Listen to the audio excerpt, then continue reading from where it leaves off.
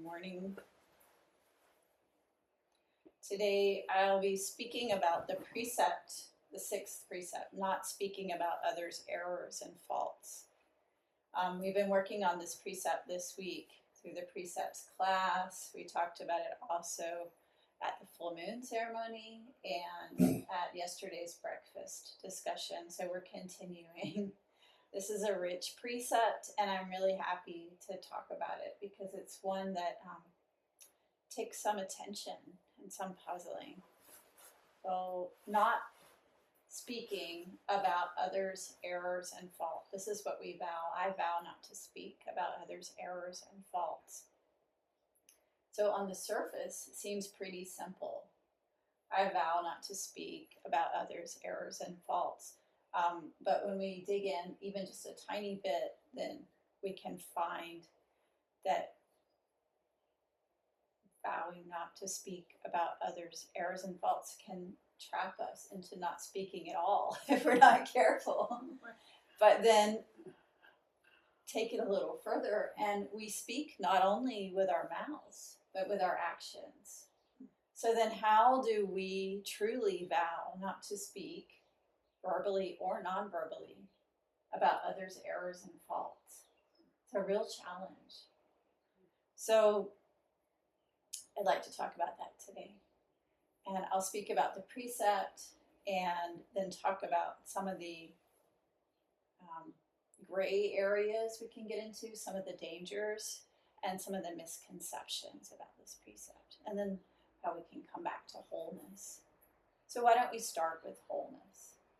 Because that's the essence of all the precepts. The essence is honoring each other's Buddha nature, honoring the Buddha nature in the whole world, in our own Buddha nature and your Buddha nature, in no separation between you and me, no ego attachment, no ideas that I know something, that I'm better, that I'm separate from you at all. So the essence of this precept, as with all precepts, is we're all in this together. We are all connected. And when we're all connected, how do we treat each other? I vow not to speak about others' errors and faults. When we are all connected, we know there are times where we have to speak about things, including for ourselves. So how do we do that in a way that's nourishing, kind, compassionate, and helpful, and not destructive? This is the essence of the precept. So to that end, I'd like to start from the deep end of the pool, which is Dogen Zenji's instructions on giving and receiving sila, or the precepts, or the Kyoju Kaimon. Because Dogen Zenji, the founder of Soto Zen Buddhism, he likes to take things to their end. So here we are. We'll work in from there. In the Kyoju Kaimon, it says, in the midst of Buddha Dharma, we are the same way, the same Dharma, the same realization, the same practice. Do not speak about others' errors and faults. Do not destroy the way. We are the same way, the same Dharma, the same realization, the same practice. Do not destroy the way. When we speak of others' errors and faults in a way that's harmful, we destroy the way, which is our own way too. So we destroy it not for just you over there, we destroy it for everybody. And we can see that when we look into this. We can see it very clearly. We can see it on subtle levels, on large levels. We can see it in the way that we treat our friends, in the way we think about our enemies. Do not destroy the way. This is the essence. Do you revere Buddha, Dharma, and Sangha or not? Dogen asks this in his instructions on the precepts. Do you revere each other? Do you revere Buddha? the practice and the teacher, truly, as not separate from you? Do you revere the Dharma, the teachings of the Buddha, the teachings of our ancestors? Do you revere the Sangha, each other? I love this word revere. It has such a depth of meaning. But not just do you like them. Who cares if you like them? Sometimes we don't like each other. We can admit that. There are times we don't like things people do. But when we hold each other as family, as not separate from each other, when we revere, when we honor each other, then like and dislike is really a very shallow perspective. What is revere? It has a quality of honor in the way that we revere the Buddha. We revere each other. When we see each person as Buddha, then this is when we start to come closer to the precepts. We truly see it. And as we practice and work on really letting go of our ego, letting go of separation, the idea that I'm separate from you, which is the ego. We practice and let go of the ego, then revering each other's Buddha nature starts to become naturally apparent. Even people who are quite different from us have these wonderful qualities that we can appreciate in their difference. Even people who challenge us, we can find those challenging things endearing rather than hateful. We can learn to hold all of it as precious. From my perspective in the teaching seat, I find that really easy from this perspective. When I was in training as a novice, and from the perspective of all being novices together, or also when I was in training as a layperson, it can be quite challenging. So there's always plenty to work on with this precept. It never becomes boring. Even now, for me, it never becomes boring. When we take, without taking refuge in Buddha, Dharma, and Sangha, there is no reverence.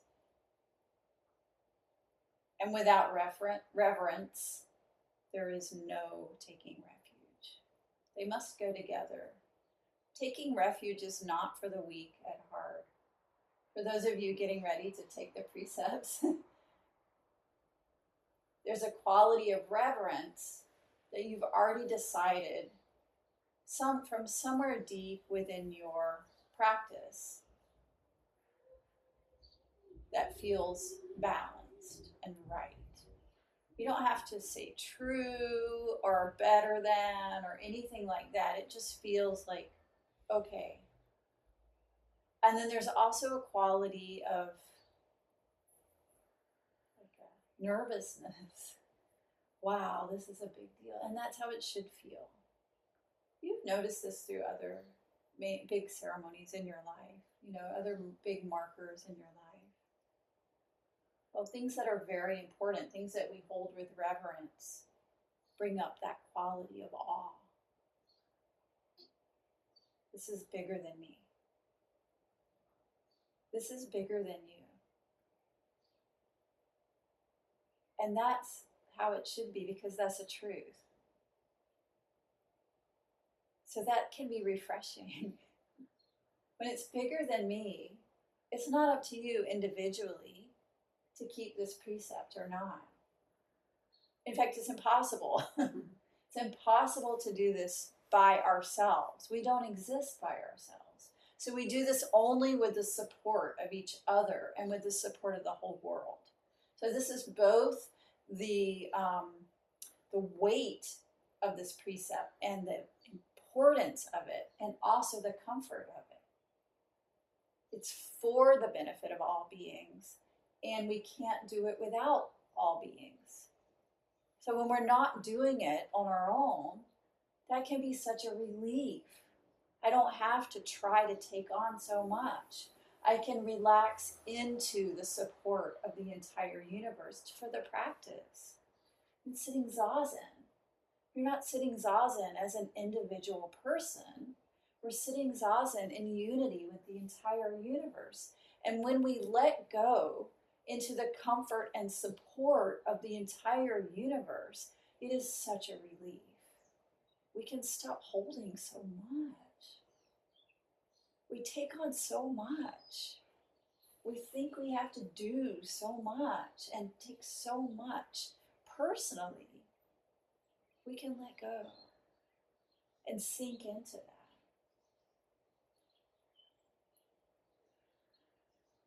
Say not speaking about others, errors and faults. Who are others anyway? This is still a separation, and this is the essence of this precept. When we think that we're speaking about others, errors and faults, we've already separated out from me and others. I'm over here and y'all are over there. I'm just fine and you're not. I'm doing really well and look at you with your messed up bowing over there, but mine is just perfect. There's a separation that's harmful just in its separation, regardless of what comes out of your mouth. So when you've separated into others, then you've already created harm. And then watch what comes out of your mouth. So when you really separate it, then it's already fraught.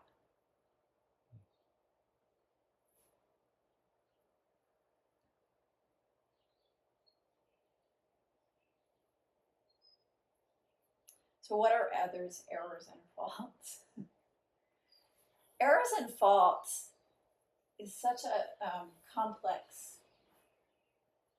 couple of words. Faults, to me, indicates immutable characteristics. And this really, it might not to you. I own that. You can have some space around this one. To me, it indicates immutable characteristics or things that are ongoing. And it's often comes up, you know, when you're having an argument with a family member or a work colleague or someone that you know more than 5 minutes, and you get irritated at them for something.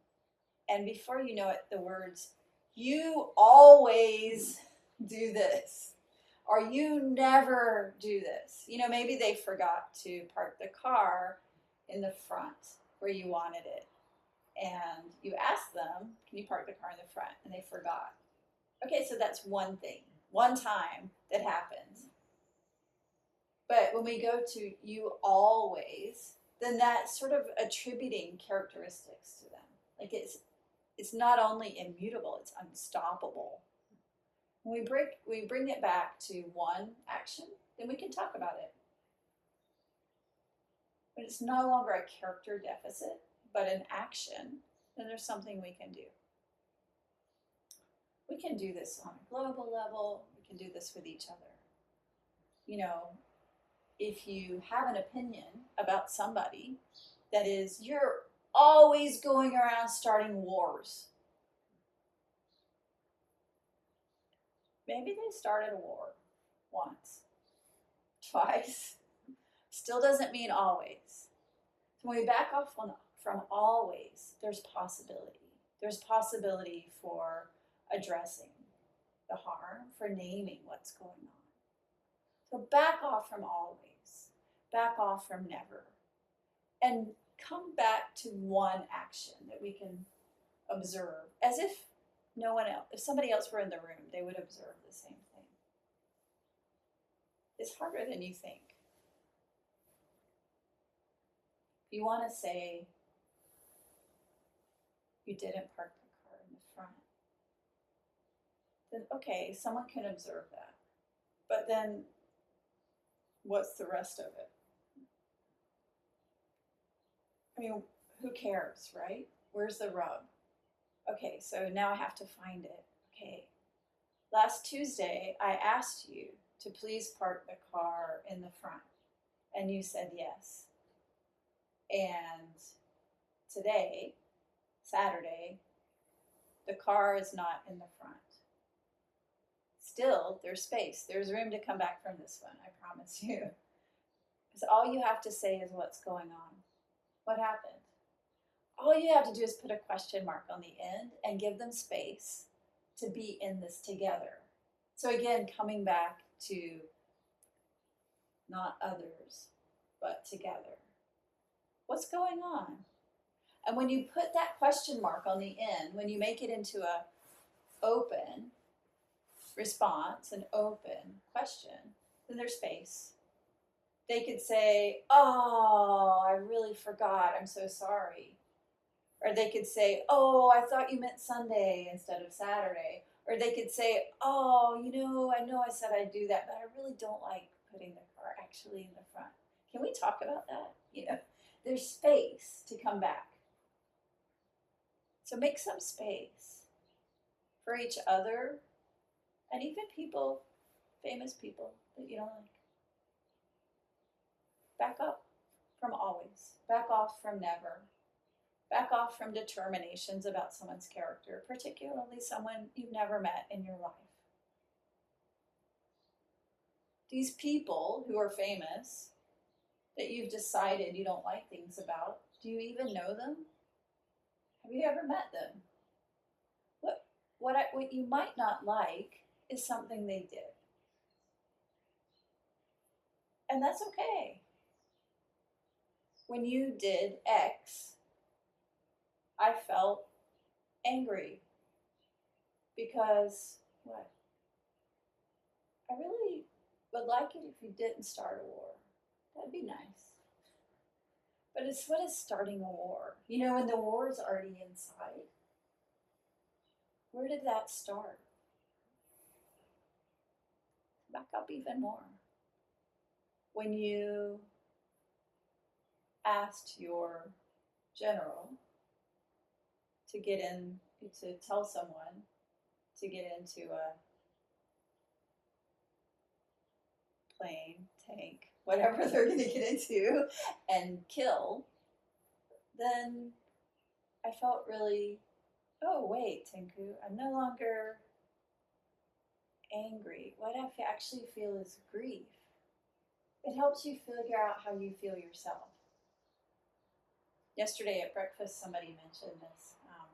We were talking about identifying our feelings, and they liked this chart for feelings because they said, it was really great because they said, I thought I was feeling this, but then when I looked on the chart to find out exactly where it fits, I discovered that that wasn't the accurate feeling, that my feeling was actually over here. So I thought my feeling was anger, but actually my feeling is over here in sadness and grief, maybe despair, and maybe also fear. Yeah, I also have fear. So what about fear? Apprehension, dread, worry?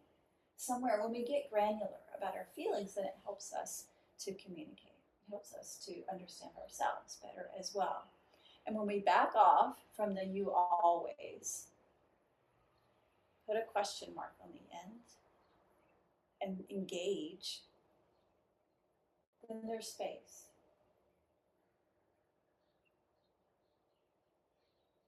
I'm going to say a few words about gossip now and harmful speech, divisive speech at least. Just today I thought, I'll just do a little brief review, but with this precept, it's just not, it just keeps going. I'm like, oh, okay, I'll do a review and then I'll continue next week, and then next week, and then next month, and then another. Maybe we'll do a year on this precept, and then we'll start to understand it. So let's back up to harmful speech and what happens when we engage in harmful speech, divisive speech. First of all, there's negative results. What are those results? And this is from the teachings of the Lamrim, which is from the Tibetan tradition. First of all, the same thing's going to happen to you. So if you create the causes and conditions for harmful speech, that's what you've put into the world. And what we put into the world determines the world we live in. That simply. The world that we create together is the world we inhabit. So if we want to live in a world that's peaceful, with justice, kindness, where people don't speak ill of others, then we better start not doing that ourselves. For everyone. So negative results, first it will happen to us too. If we speak about others' errors and faults, if we gossip or speak ill about others, then certainly others will be speaking ill of us, because that's the type of people we will attract and the type of energy we will create. If we're a person who lies and we have a strong tendency to lie, then other people will lie to us. That will become the norm. If we're a person who uses divisive speech, then we will constantly be separated from those we love. That's not that hard to figure out. If we use divisive speech in our families, we have a family member that gets on our nerves and we're constantly talking about the things we don't like about them, do we feel close to them? Most likely not. We want to feel closer to each other, then we use speech that connects rather than divides. So, in addition to being separated from those we love, then we create the habit of using divisive speech. And when we create the habit of speaking this way, then we'll feel naturally inclined to speak divisively about others. So again, it's that simple. The more we do it, the more it becomes normal, and the more that's the world we live in. So we have to counter that. And countering that takes energy, it takes intention, and it takes support. And look around you, that's what we have right here. We have the intention, you're here. We have the support. We have the support of the practice, of the teachings, the teacher, and the Sangha. So it's not easy, but it's also possible. When we use gossip or harsh speech about others, others will naturally do that about us too. When we use gossip or harsh speech as a way of being, then that's what people will meet us with. We're using gossip about others. We can be pretty sure that others will be using gossip about us. And how many people enjoy that? I am not one who enjoys that. I don't know about you, but for me, I don't want that. I don't want that way of being. And yet it's so tempting, so seductive. Just to say that one small thing that just sort of, that person weren't quite so shiny. We could just tarnish that shine a little bit, then I would feel a little better. We think, falsely. Do you really feel better? When we practice sympathetic joy, we can counter that by celebrating each other. It feels revolutionary, refreshing, a little frightening in the beginning. But try it out. I encourage you. If you feel that you're about to denigrate someone, or speak about their errors and faults, flip it and find something that you genuinely like. I've practiced this in particular. Well, I've practiced this in giving feedback, for customer service experiences. You know how they always ask you to give feedback? And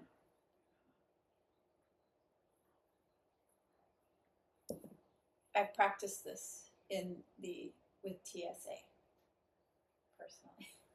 So when I go through airport security, I don't look the way that many TSA officers expect a normal, in their mind, American to look.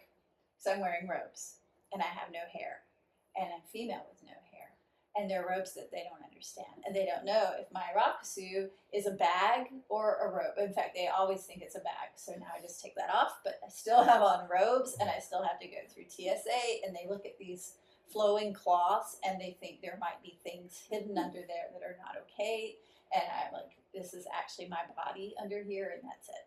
So we have a difference of perspective. I have to go through TSA. There are different ways that people can handle that situation. They can handle it with suspicion of me and an automatic assumption that I'm something bad, or they can handle it in a way that's open. So I'm going to take out the people who have a genuine aversion to me, like they know that I'm a monk and they don't like that because of whatever their own personal reasons are, I have no idea, or they know that I'm a monk and they like that, because I have to say that going through security in Japan is a dream that makes me want to cry. It makes me so relieved that they don't open my bag, they don't go through my thing, they know who I am. So they have a trust in who I am. Let's go to the neutral. People who aren't quite sure who I am, they can handle it in different ways. So I decided that rather than being angry at those who handle things in a way that make me feel uncomfortable or that I don't like, i.e. they want to search me and pat me down in front of the whole of everybody and touch places in me that I don't like them touching. They can even do that with kindness, though. I'm just saying. But the ones that handle me with a not nice way or a way that feels harsh, I don't comment on them. But the ones who do in a nice way, those are the ones I comment on. So I got the TSA feedback form, and I have it on my phone. And for everyone who does something in a way that doesn't feel nice, I'll find 2 people who did it in a nice way and comment on them. So you can do that. That was a long story, sorry, but you can do that in your life too. At your work, rather than focus on that one person who spoke to you in a way that you found sharp, you can find 2 people who spoke to you in a way that feels kind and say out loud, oh, I really appreciate the way you spoke to me. Oh, I really appreciated that you got the work assignment in on time. That was really helpful. Thank you. So you can counter it. And this can become your habit. This is how we do in our life. If we don't like where the car is, I can get out a key and move it myself. Or I can say, when it is moved, oh, thank you so much for remembering.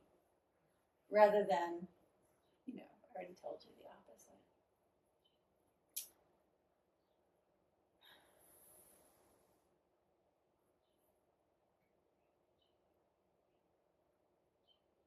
Yeah, there's a lot to say. Let me briefly hit on some misconceptions and then I'll close. Not speaking about others' errors and faults. The way we speak with our body matters. It matters as much as what we say with our mouth. So sometimes we think we're not speaking about others' errors and faults, but what we're actually doing is hiding. So it doesn't mean avoiding and just being quiet because we're uncomfortable. If we need to talk about something with somebody, then find a way to do it that's kind and compassionate. We have rules for that, principles for that in Buddhism. You know, rules for right speech, teachings on how to use speech, teachings on how to talk, how not to talk. We have context there. Right speech, just to hit the highlights again, must be true. Is it true? Basic premise. Is that really ask yourself that? Is it true? Do I speak gently or harshly? Is it the right time to say it?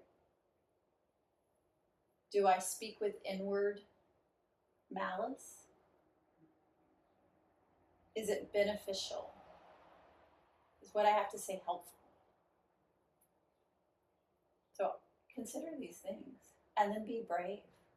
Because what we want is connection, not separation. If we want to be connected, then we have to talk to each other.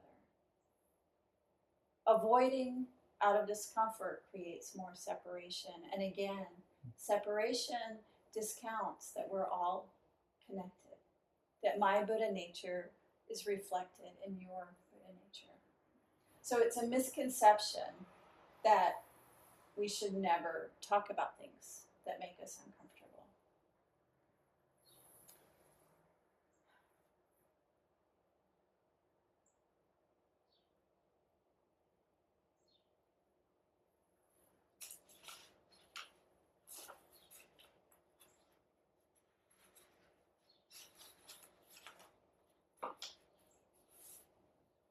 Today, all over the United States, there are protests. Samdang Rinpoche teaches that if we practice nonviolence and we still have anger or hatred in our hearts, then our nonviolence is not truly nonviolent. And yet, is saying nothing, doing nothing, an option? In the face of grave injustice, harm, genuine harm to others, in the face of killing, is saying nothing, doing nothing an option? If we decide to say, do something, we must do it from a place of genuine compassion. There's the challenge. We might not do it perfectly, but when we have this as our intention, it changes everything. Going to a protest out of fury and anger will create more fury and anger. So for those who are going or not going, find a place of genuine compassion in the middle of the crowd. If you can't feel it for the leaders against whom you're protesting, find genuine compassion for the people around you. Find it somewhere and then build out from there. But above all, don't get into the one-sided speech, the hateful speech. The signs that are mean but funny are not helpful. There's no need to be mean. You can say what you need to say, even on a sign, from a place of kindness and compassion. Please don't kill. Please be nice. Whatever you want it. Look at little kids' signs and you can get some good clues. I love it when little kids make the signs. I went to an anti-gun rally in DC once, and it was school children had created this rally, and my nephew really wanted to go, but my sister didn't want him to go, so he made my sign. And his sign said simply, "No guns." And he drew a gun, and he put a slash through it, and he drew an angry face. And that got the message across. No guns, please. And his little brother contributed to the gun drawing with great glee. And the older brother said, very sadly, I think he probably likes the guns. It was so sad. I felt so connected with him. It was really sweet. So anyway, bring that to it. Look at your own mind. Look at your own heart, your own motivation. Be clear about your own motivation and go from that perspective. If you really want to bring about change in the world, be clear, show up, and show up with